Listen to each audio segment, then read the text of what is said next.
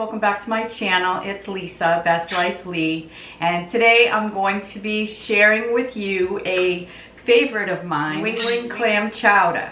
And this has been a favorite of mine since I was a little girl, and I have made this recipe many times before. Locally, we have a restaurant on Martha's Vineyard called the Black Dog. It's been around forever. It's notorious. They make the most amazing quahog chowder. If you're ever on Martha's Vineyard, you definitely have to stop into the Black Dog restaurant and have a cup of that chowder because it is just amazing and the best that there is, in my humble opinion. But I use that recipe, the Black Dog quahog chowder, to make my clam chowder. I just substitute clams for quahog. And I actually use canned clams. It just makes it easy.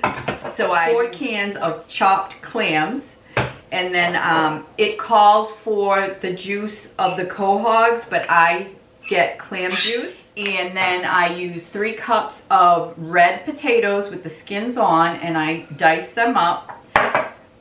2 cups of onion diced and a cup of celery diced. And then I have a half a cup of flour. I have a teaspoon of black pepper and a teaspoon of dried thyme. Half a cup of butter, salted butter. And then 1½ quarts of whipping cream. And what we're going to do, what we use to cook our onions and our celery, is we render some pork fat and make, an oil or a fat base to cook our onions and our celery. And it just, you could probably use a different kind of oil. You could probably use bacon grease as well, bacon fat. But the pork fat really does give it that taste that you're going for. So I'm having my dad over for lunch today. He loves clam chowder as much as I do, so I figured I would make him this nice fall lunch. And we're just gonna have some bread, and we're going to have some oyster crackers, and we're just gonna fill up on our clam chowder. And then I have a pumpkin cheesecake for dessert, which I let the grocery store do for me since I'm gonna be making the clam chowder. So I will take you along with me. I will show you how I'm cooking it so you can see the process. Basically what we do is we cook all of our veggies and our clam juice and our seasonings, and we let that get nice and cooked, about 20 minutes or so for the potatoes to cook. And once that's cooked, then we add our cream. So the cream is the last to go in right before we're ready to eat. So I'm going to render my pork fat and then, like I said, take you along with me. And I'm going to be using a Dutch oven to cook my soup, and basically you can use any kind of pan. But I have been using my Dutch oven here to make like some stews recently and some soups recently, and this, I don't know why, but they seem to come out really, really good in this Dutch oven. And this is a Martha Stewart Dutch oven that I picked up from Macy's, and so I love it. So anyway, that's what I'm going to be cooking my clam chowder in. So I'll take you over to the stove and we'll get cooking. So I've been warming up my pan on medium heat just to get it nice and warm before I put in the bacon fat. I'm just going to let this render down. It's going to take, 5 minutes or so. And we'll get some grease in the pan. You can see it's starting to sizzle a little bit in there. And I added a bit more pork. I added a bit more like just the plain fat part of the pork to get a little bit more of the grease, because this is really, I don't really like cooking with salt pork because it really doesn't render down easily sometimes, but I am getting enough that's coming out of the actual fat pieces. So I put the fire down a lot lower too, so I'm getting some more rendering down of these pieces here. So all right, so I have some nice fat in the pan now, so I'm going to remove all of this pork. Then I'm going to add my onions and my celery, and we're going to cook this for about 5 minutes.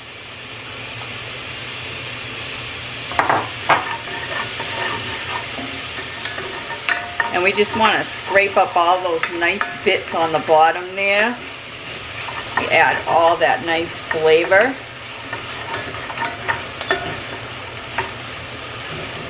And we're going to let this cook for about 5 minutes. Alright, so this has been sauteing for about 5 minutes. And now we're going to add our clam juice. And we're adding in 1.5 cups of this clam juice. Then we're going to add in our 3 cups of potatoes.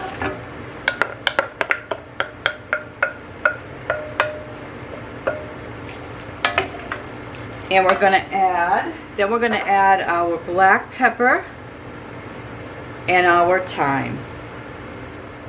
And then what we're going to do is we're going to simmer this for about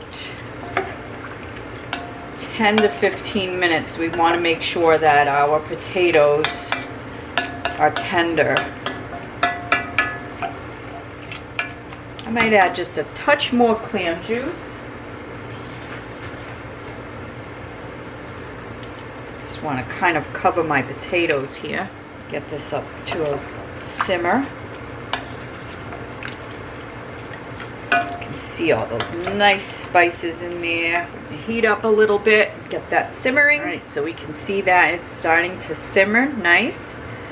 The recipe says 10 minutes. I want to make sure the potatoes are really cooked. So we'll start with 10 minutes and then I will test the potatoes and see how they are. Alright, so that's been cooking for about 10 minutes. My potatoes don't seem tender enough to me, so I'm going to let them continue to simmer while I make the roux. So we need a roux that's going to thicken up our chowder. So I'm going to put this on my back burner and let it continue to simmer. And then I'm going to make my roux.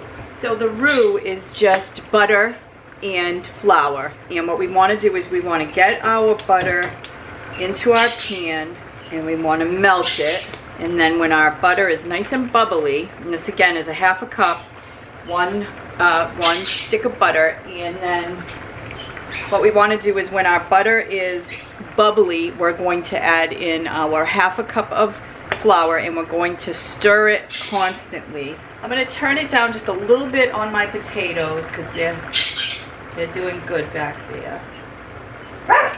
Yeah, those potatoes are starting to really tender up. So we're going to get a spoon here, get this butter all nice and melted and bubbly, and then worry about the bird. I can't keep the graham crackers going fast enough to keep her quiet.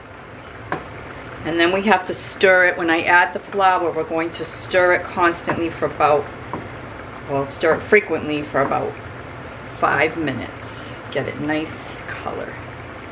So I'm going to add my flour.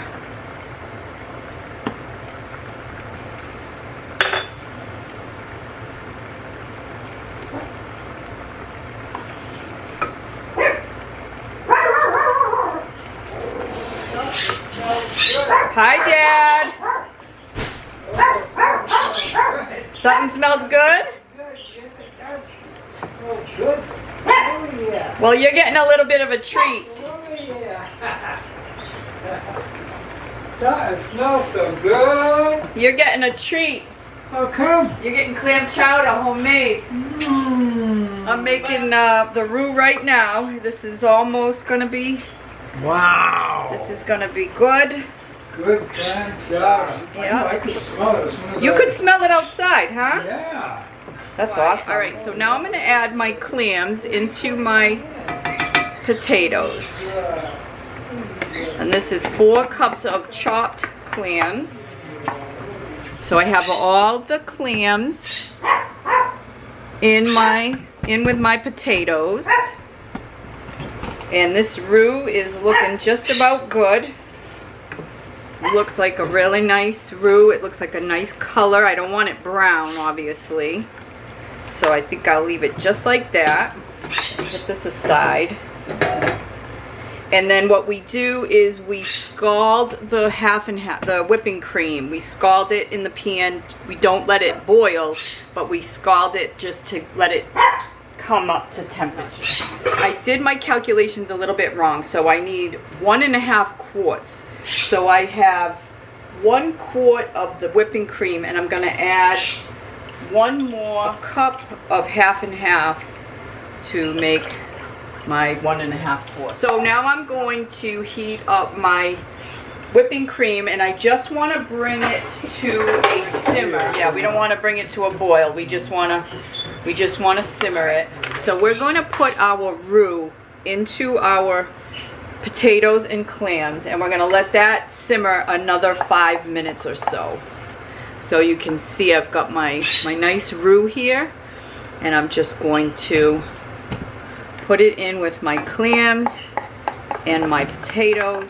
So yeah, so putting that in there, stir that up, stir our roux into our chowder base. This is our base now.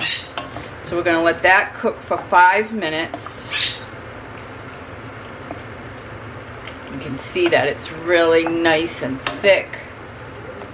All right, so when you start to see a little bit of bubbles around the edges of the pan as you're scalding your milk, you can see the little bubbles.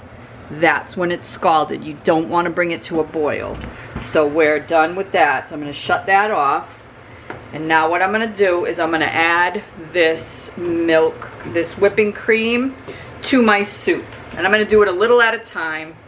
So I have my fire off. I'm going to move this. I'm going to move my chowder base back over here. Okay, so now what I'm going to do is I'm going to slowly add this in. So I'm just going to take it a little bit at a time just to kind of get it, so I don't splash it all over the place. Which I'm doing anyway. I'm going to do that anyway. And I'm going to give it a nice stir. We're going to get this all incorporated here.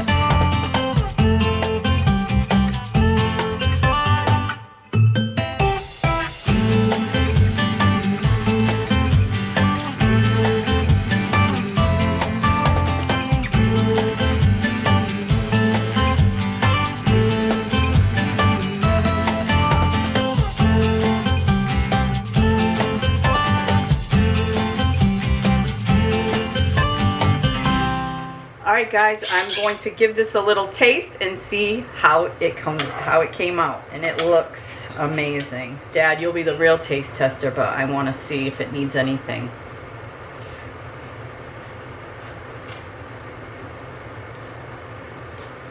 Must be hot. What do you think? Yeah, good. I'm gonna have you taste a little bit and tell me if I need salt. Because I didn't put any salt other than the salt pork. Oh, yeah. Well, the salt pork might do it, but then again, you never know. Alright, just a little taste. Oh, it looks good. Doesn't it look good? Mm-hmm. Oh, man, that's good. Is that good? Do you think it needs salt? I don't think so. No, I don't think so, huh? No. So Dad's trying it. He doesn't think it needs salt. Oh, it is good.